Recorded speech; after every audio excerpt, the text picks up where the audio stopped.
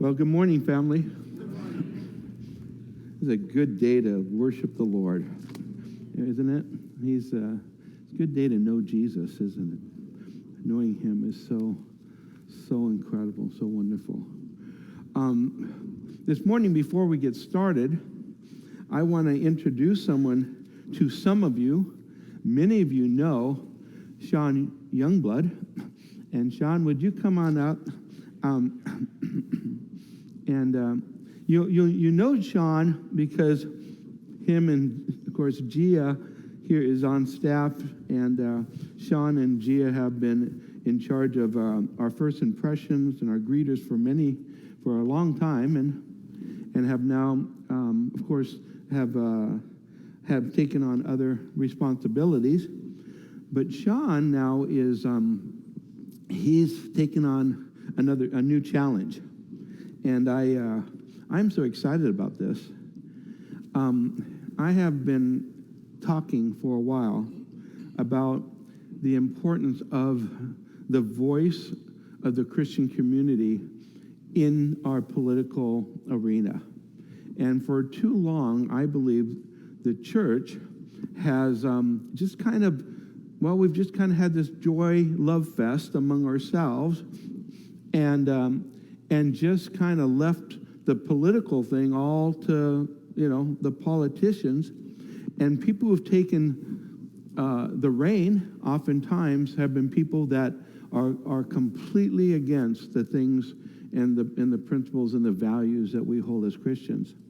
And I think we're way late on this. I know there have been Christians in the political arena to an extent, but we're way behind. And it's time that Christians start putting their nose in things and start running and start leading. Start leading. And I think that many of you in this room, there's many of you that could do something that Sean is about to do and is doing right now and running. Why don't you tell us what's going on, Sean? Yes, thank you. There you go. Excellent. Thank you. You can step up or stand there. Whatever's Thanks, comfortable Pastor. for you. Hey, good morning, church family. All right.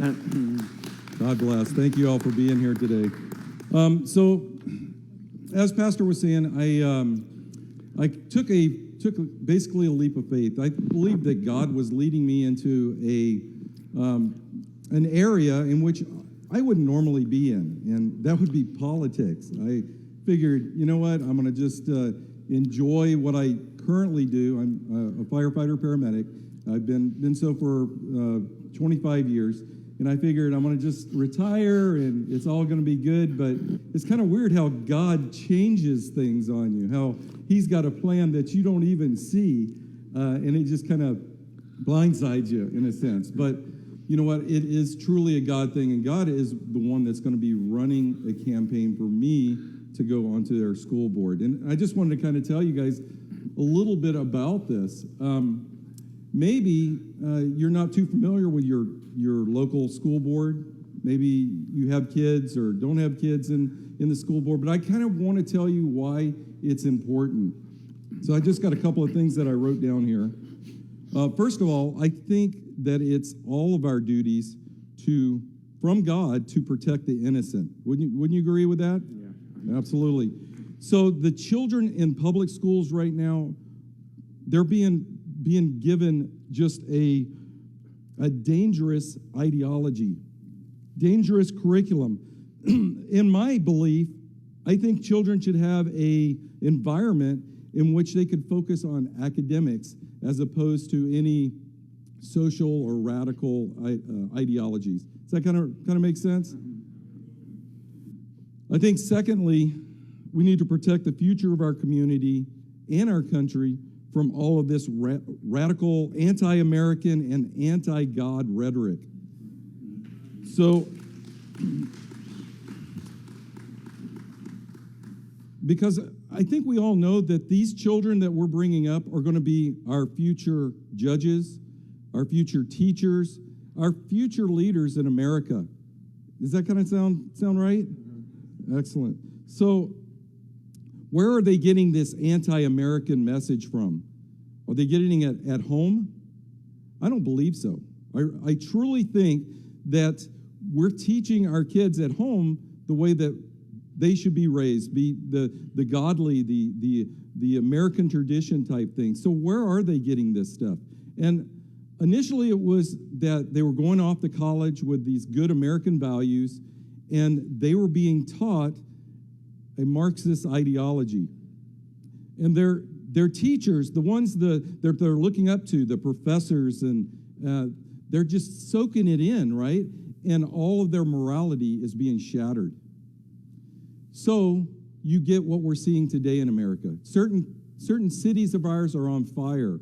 There are kids that are protesting in the street, and you're wondering, how does it happen? I taught my kids well, yet this is what's happening, and we thought just in college. But I'm here to tell you, it goes a lot deeper than that.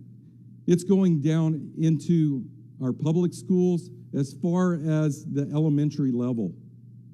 This is why one of the reasons I wanted to get in there and get involved. I don't know if you remember, it was probably last year, we had a lady here named Brenda Lubsack, and she's on the Orange County School Board, and she brought to us an absolute appalling curriculum of comprehensive sexual education. You guys remember that at all? Totally disgusting. Well, right now, there is a very divisive, disturbing, socio-economic type of, I should say, ethnic type of curriculum that's being pushed right now. You may even see it in the Black Lives Matter movement. We have to be very careful of this, folks. There is an agenda that's happening out there that is taking us by storm. So when you see the cities like Portland and Washington and other cities across the country that are having unrest, you got to know that some of these kids are being told that this is what's supposed to happen. All right, there's a dramatic change that's going through it. The BLM curriculum, I kind of brought a couple of examples up here if we could get that. So one of the things that is being pushed right now in this curriculum, things like restorative justice, transgender affirming, globalism, we've kind of heard that before.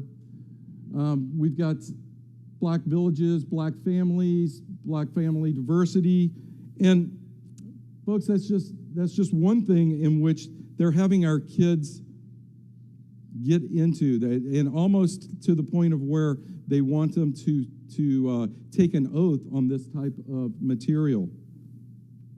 So the BLM material has been approved by the National Educators Association, and the California Teachers Association has also taken this in, meaning that any teacher in any school district can download information from their libraries to use in their curriculum. Some of these things include capitalism equals white supremacy. It advocates and promotes unrest to fight social justice. It teaches young children, you don't have to be the gender that you were born with. You can be anything you want, or you could be nothing at all. Scary stuff. Other things include transgender acceptance. These are things that are being pushed in school. This should be talked about with families, not other people that you don't even know or trust that are giving this information to your children. A lot of these pictures and so forth that you're going to see, there's no real mention of black men. This is feminized. All the men that you might see there are feminized type of men. They want to blur the lines between gender. They state that the nuclear family is wrong and they need to break it down. It teaches a child that if you're white, then you should be ashamed. I think I got a picture on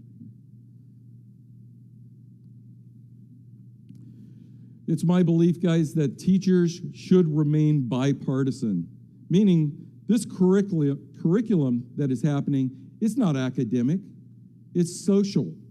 It's a social agenda that's being pushed onto our kids. And by the way, in time, it will not be an option for parents to opt out. This will be forced. And if you really think that it's going to stop at the public schools, it's not going to happen. They're going to start targeting our charter schools, our private schools, and homeschooling. So let's be aware of that. We need to protect our children, and we need to battle for our public schools. And I'm coming to you as Christian conservatives to get out there and help me fight for this. We need Christians to stand up and be prepared. There's an organization called My Faith Votes, in which it's not just information in which they're putting out there for you. They also pray about the issues, and they give you the opportunity to get in there and get involved. Did you realize that in the last 2016 election, there were over 25 million Christians that never even voted? We can't do that, folks. If you're comfortable with the way that it seems like it's all heading, then by all means, stay back. But if you are tired of seeing this, get out there and do something, please. The pastor has actually told me that we are going to have a ballot box here. I don't know if most of you know, but the rules have changed here in California. You are no longer going to the ballot place and doing your voting. What you're doing is mail-in ballots. So the mail-in ballots, we're going to have a ballot box here, I believe, as soon as October 4th, in which you're to bring back your sealed ballot, place it in the box, and then it gets taken to a center in which it gets counted. You can, absolutely, if you want to. They do still have ballot places, voting places, but they are lessened in the amounts, and they're far and few between, okay? So they're still out there. You have to bring your ballot to that place, but you will have an opportunity to bring it here as well. We've been a polling place for years here, and we're not this year, but we are going to be able to take nice. that. So if you folks want to find out more information on it, or if you want to ask some questions, please don't hesitate. I have a table set up. Myself or Gio will be out there, and we can answer your questions. If you have never registered to vote, we would love to get you registered to vote, whether it's for this election, but we'd love to get you registered to vote and also get you involved.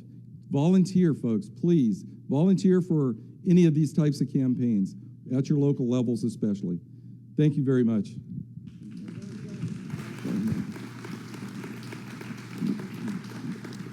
Thank you, Sean.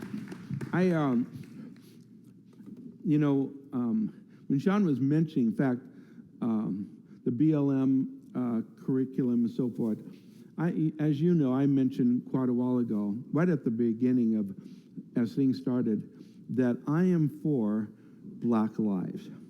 I do believe Black lives matter. Absolutely. Absolutely.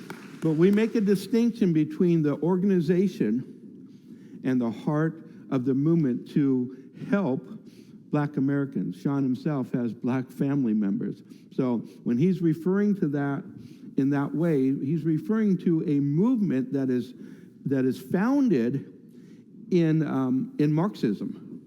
And the leaders have admitted they are trained Marxists. So their communist view is not just a view, they are being given millions of dollars in the name of Black Lives Matter, but their agenda is to propagate Marxism, to propagate communism. And they've been working along those lines.